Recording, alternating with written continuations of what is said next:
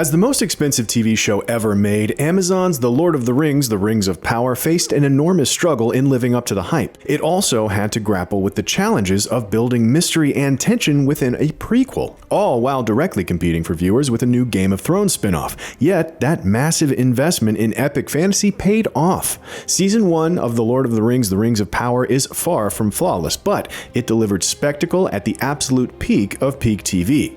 Novice showrunners J.D. Payne and Patrick McKay may have leaned a bit too much on withholding information about character identities, but they still produced a show that richly developed both brand new characters and the long-lived elves and wizards who appear in the Lord of the Rings trilogy.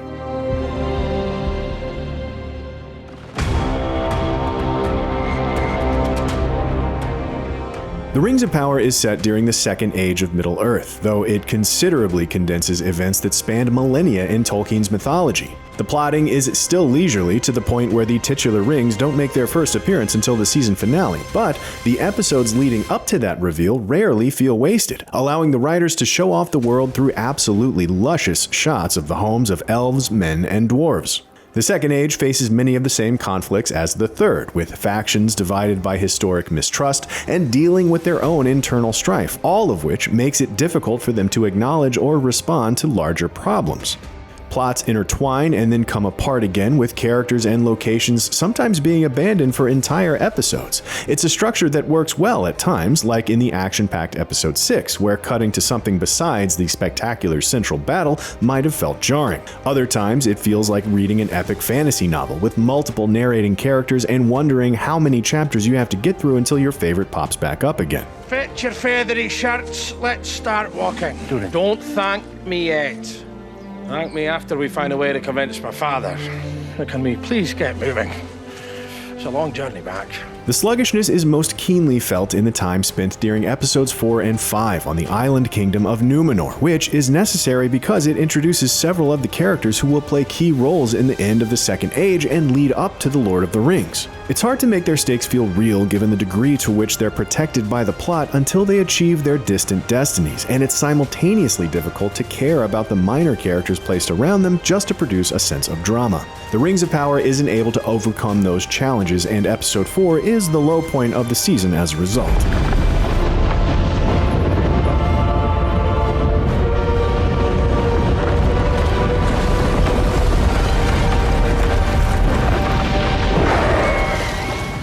Yet, the show does still succeed with some of its most established characters, namely Galadriel and Elrond.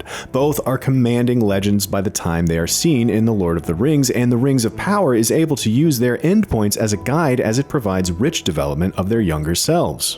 Don't plant roots. Keep moving. Morfydd Clark gives the best performance on the show as Galadriel, embodying the otherworldly grace and power of the elves even as she struggles with the limits of her own power to command those around her. She's particularly electrifying in her scenes with Halbrand, a man with a mysterious past she pushes to live up to his potential, and at her most terrifying when demonstrating just how far she's willing to go to fight the dark forces rallied by the warlord Adar. Both actors in turn open up around her like flowers drawn to light, with Charlie Vickers delivering a romantic chemistry held back by powerful secrets, and Joseph Mawle transforming Adar from a generic villain to a far more nuanced character. Meanwhile, Robert Aramayo's fresh-faced version of Elrond is mostly defined by his dealings with the dwarves of Khazad-dûm. His relationship with Durin, the kingdom's ambitious heir held in check by his conservative father, has all the odd couple humor of the bond between Legolas and Gimli in The Lord of the Rings. How is it that you and my husband met? I told you, I saved him from a hill troll. Two of them. Yes, I know. I was asking Elrond. Original characters provide an opportunity to flesh out the world when the story shifts away from the big players. The sweet romance between the elven soldier Arondir and the human healer Bronwyn provides an excellent perspective on the lasting impacts of the war against Morgoth that brought the elves to Middle-earth. The nomadic Harfoots serve the same purpose as their descendants, the Hobbits, delivering plenty of comic relief along with the portrait of innocence as they do their best to navigate an increasingly dangerous world. Daniel Wayman doesn't get to do much besides act addled as the stranger dropped into their midst, but Markella Cavanaugh is charming as the oddly adventure-seeking Nori who takes it upon herself to help him however she can.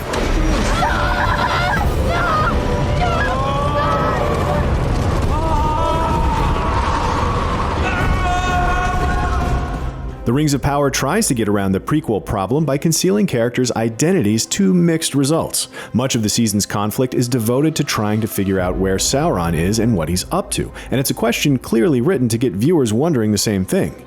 Is he the mysterious stranger, the Dark Lord rampaging through the Southlands with an army of orcs, the handsome scion of a lost dynasty looking to start anew, or someone else entirely? With so many fake-outs and manipulative misdirections in play, it's not all that surprising that when the final shape of the puzzle is revealed, the pieces don't quite fit together neatly.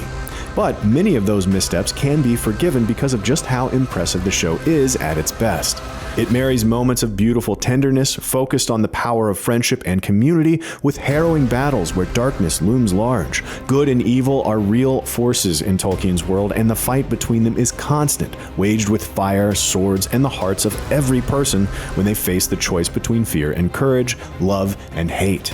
The Rings of Power feels true to Tolkien in the best possible way, even as it takes liberties when charting its own course.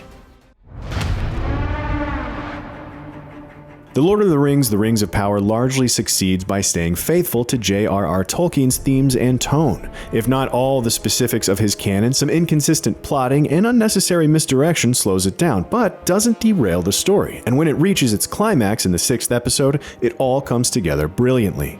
Amazon's massive budget has produced some of the most remarkable sets and scenes ever on TV, creating a strong successor to Peter Jackson's beloved Lord of the Rings trilogy. Yet, The Rings of Power also remembers its the little moments of humor and character growth that really make Middle-earth come alive.